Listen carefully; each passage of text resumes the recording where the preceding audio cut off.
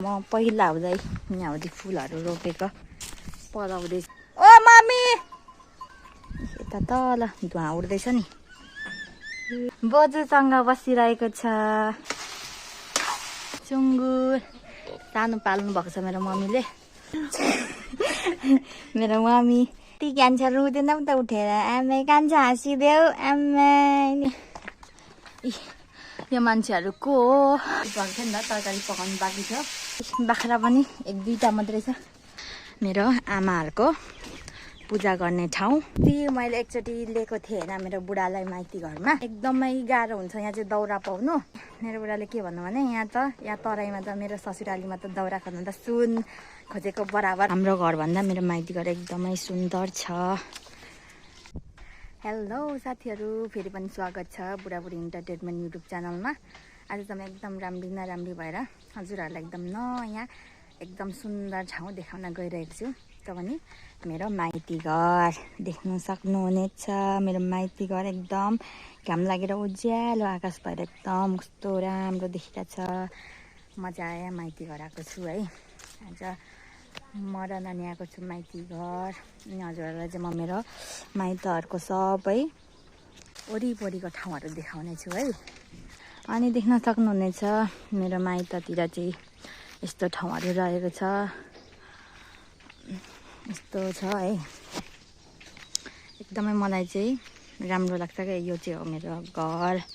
हाम्रो घरभन्दा मेरो माइती घर एकदमै सुन्दर छ। अनि म चाहिँ अब जाँदैछु हजुरहरूलाई देखाउनु ब्याकग्राउन्ड। देख्नुहुन्छ यो चाहिँ मेरो आमाहरूको पूजा गर्ने ठाउँ। अनि यो चाहिँ दाउरा। यहाँ चाहिँ नि अस्ति मैले एकचोटि लिएको थिएँ होइन मेरो बुढालाई माइती घरमा। अनि दाउरा खोज्नु गयौँ। एकदमै गाह्रो हुन्छ यहाँ चाहिँ दाउरा पाउनु। तराई हो नि त दाउरा एकदमै भेटिँदैन। अनि मेरो बुढाले के भन्नु भने यहाँ तराईमा त मेरो ससुरालीमा त दाउरा खोज्नु त सुन खोजेको बराबर भन्नुभयो है। एकदमै गाह्रो भएछ। उतातिर त धेरै पाउँछ नि त। अनि हाम्रो चाहिँ मेरो माइती घरमा अनि यस्तै एउटी मकैहरू लाउनु भएको छ। यति लालाम भइसक्नु भएको छ। भइसकेको छ है। अनि फर्सीहरू छ। एकदमै हरियाली उज्यालो दिन के। अनि यहाँ चाहिँ पानी थाप्ने ठाउँहरू छ यस्तो। यहाँ चाहिँ मेरो नानीको लुगा सुकाएर छु। अनि यहाँ चाहिँ सानो सुँगुर छ। सुँगुर सानो पाल्नु भएको छ मेरो मम्मीले। घरमा कोही हुनुहुन्न भनेर प्रश्न उठाउनुहुन्छ होला। मेरो मम्मी बुवाहरू चाहिँ बारीमा के यता तल म हजुरहरूलाई देखाउँछु। त्यहाँ अब काम गर्दै हुनुहुन्छ यता तल। कता हुनुहुन्छ? ओ मम्मी यता तल धुवा उड्दैछ नि। त्यहाँ हुनुहुन्छ। केही होइन त्यहाँ हुनुहुन्छ है। यता तल चाहिँ मैदानहरू छ है। हो त्यहाँ हुँदी चाहिँ। अनि हाम्रो चाहिँ यता अलिक भित्ता पाखा छ। यस्तै छ बारीहरू। अलिक कस्तो उराट लाग्छ होला हजुरहरूलाई त। अनि बाख्रा पनि 1-2टा मात्रै छ। एउटा 2टा। अनि यता कता छ घन्टी लाउने खैरी माउ यता छ। क्युट। अनि मेरो नानी चाहिँ सुतिरहेको छ है। घरभित्र सुतिरहेको छ। सायद उठ्यो पनि होला। म चाहिँ खाना पकाउँदैछु होइन। अनि यहाँ चाहिँ दाउराहरू अब यहाँ खोज्नु धेरै गाह्रो हुन्छ। कता बिहान भोर लाग्छ। बिहान भोरमा अलिकति 1-2को मात्रै दाउरा ल्याइन्छ। त्यही भएर यस्तो घस्यौटा भाटा जे पनि पोल्नु पर्ने हुन्छ है। अनि त्यही भएर अनि यहाँ चाहिँ यो मान्छेहरू को हो? एकदम फोन हेर्छ केटाकेटीहरू। भन्दा म हेर्छु धेरै। मेरो नानी चाहिँ यताभित्र सुतिरहेको छ। यताभित्र चाहिँ यस्तै रहेको छ बरिन्डा काठको। यतातिर प्रायः मधेसतिर यस्तै काठको घरहरू हुन्छ नि त, त्यही भएर मेरो डल्ले अर्को डल्ले डल्ले डल्ले बोल डल्ले आइज। मेरो नानी चाहिँ यहाँ सुतिरहेको छ।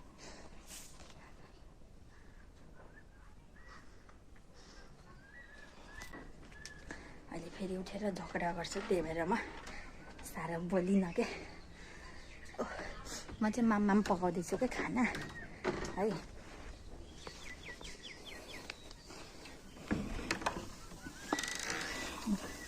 किचन पनि हजुरहरूलाई सबै देखाउँछु म। यस्तो छ किचन, यहाँ पनि अर्को माउ छ। बिरालोको बजार चाहिँ भात तिन पकाउँदैछु म चाहिँ। कुकरको सिटी नै छैन। पप्पी पनि यहाँ छ।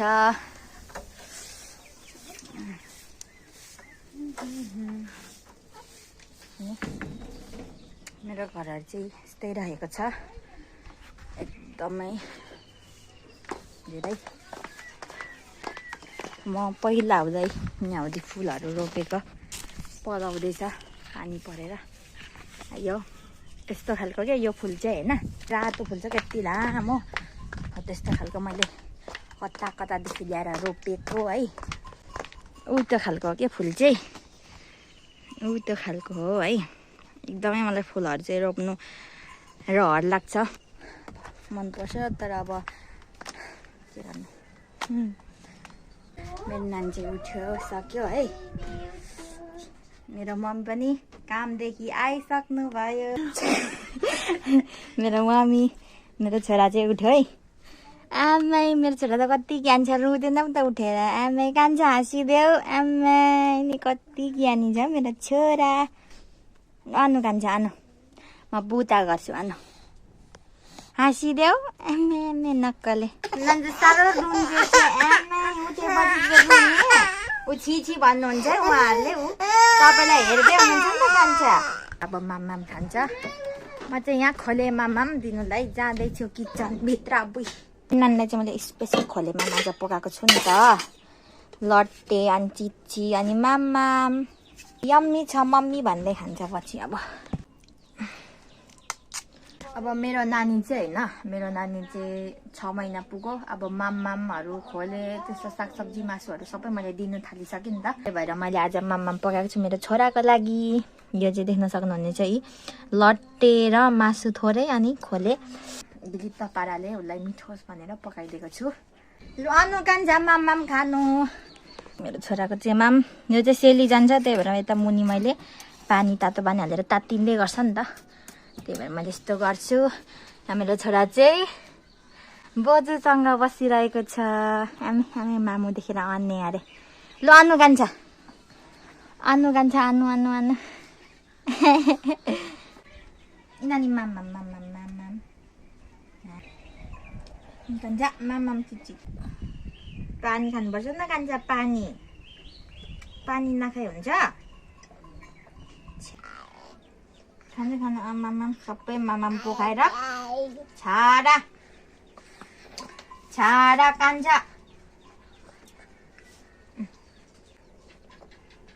चिची मिठो छ चिची। मिठो एमै दाँत दाँत छैन तोक्दैछ। दाँत कहिले पलन्छ। म चाहिँ मामाम खाँदैछु भन्नु न हो कान्छ, कहिले तिछो भन्ने हौ।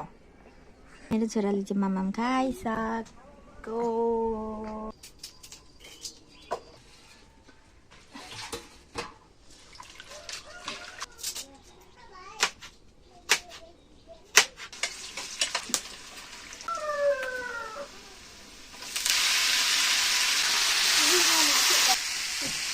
एकदमै गर्मी भयो। मैले अघि खाना र दाल मात्रै पकाएको थिएँ नि त, तरकारी पकाउनु बाँकी थियो। आलु अनि थोरै बन्दाकोपी गरिरहेको छु। अब यसमा मेसु पनि हाल्ने। मलाई चाहिँ मेसु र आलुको तरकारी एकदमै मनपर्छ। झोल भए पनि हुन्छ, जे भए पनि हुन्छ, एकदमै मलाई मनपर्छ।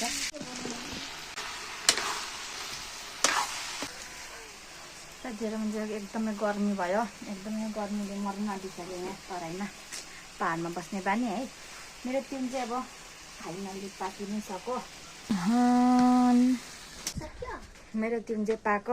अब म चाहिँ गर्मी भयो बाहिर गएँ है। ल है साथीहरू, हजुरहरूलाई एकदमै धेरै धेरै धन्यवाद दिन चाहन्छु, किनभने हाम्रो भिडियो अन्तिमसम्म हेरिदिनु भयो, त्यसको लागि धेरै धेरै धन्यवाद। अनि यसरी नै माया सधैँ गरिदिनु हामीलाई।